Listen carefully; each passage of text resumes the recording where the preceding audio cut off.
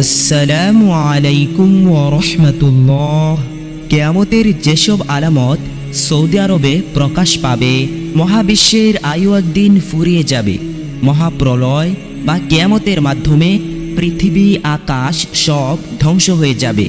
তবে তা কবে সংঘটিত হবে আল্লাহ তাআলা ছাড়া কেউ জানেন না। পবিত্র কোরআনে এই সম্পর্কে এরশাদ হয়েছে, কিয়ামতের জ্ঞান কেবল তারই জানা, তার জ্ঞানের বাইরে কোনো ফল আবরণমুক্ত হয় না এবং কোনো নারী সন্তান প্রসব ও গর্ভধারণ করে না। সূরা হামিম সাজদা আয়াত নং 47। সেদিন ফেরেশতা ইসরাফিল আলাইহিস সালামের প্রথম ফুৎকারে নশ্বর জগতের সব কিছু ধ্বংস হয়ে যাবে এবং দ্বিতীয় ফুৎকারের মাধ্যমে সব সৃষ্টি ফের জীবিত হয়ে উঠে দাঁড়াবে। ইসলামের পরিভাষায় এটি কিয়ামত। কিয়ামতের আলামতের মধ্যে কিছু রয়েছে ছোট আলামত আর কিছু বড় আলামত।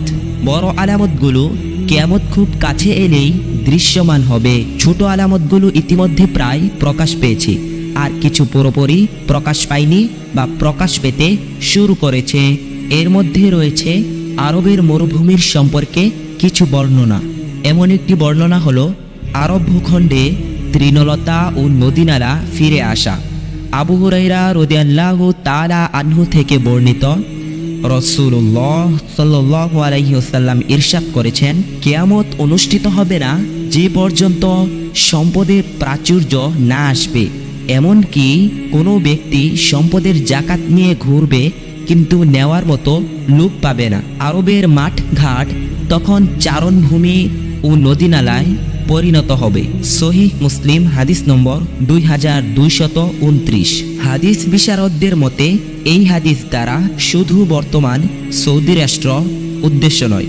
কোরআন হাদিসের ভাষায় আরব বলতে গোটা আরব উপদ্বীপকে বোঝায়। এই উপদ্বীপে রয়েছে বর্তমান সৌদি আরব, কুয়েত, বাহরাইন, কাতার, সংযুক্ত আরব আমিরাত, ইয়েমেন ও ওমান। কিয়ামতের উল্লেখযোগ্য ছোট আলামত হলো, একদিকে বিশ্বজুড়ে অতিবৃষ্টি, অনাবৃষ্টি, তীব্র ঠান্ডা ও দাবাদাহ সহ বিভিন্ন প্রাকৃতিক দুর্যোগ ব্যাপক হারে বেড়ে যাবে। এতে ফসল উৎপাদন ক্ষতিগ্রস্ত হবে। অপরদিকে মরু অঞ্চলে ঝড় বৃষ্টির কারণে ঘটবে এর উল্টোটা। বন্যার কবলে পড়ে বিপর্যস্ত হবে আরব অঞ্চল। পানির ছোঁয়ায় শুষ্ক মরুভূমি পরিণত হবে সবুজ অরণ্যে। ইতিমধ্যে এরকম ঘটনার সাক্ষী হয়েছে সৌদি আরব। সম্প্রতি আরবে আকস্মিক বন্যায় অধিকাংশ রাস্তা পানির নিচে ডুবে গেছে।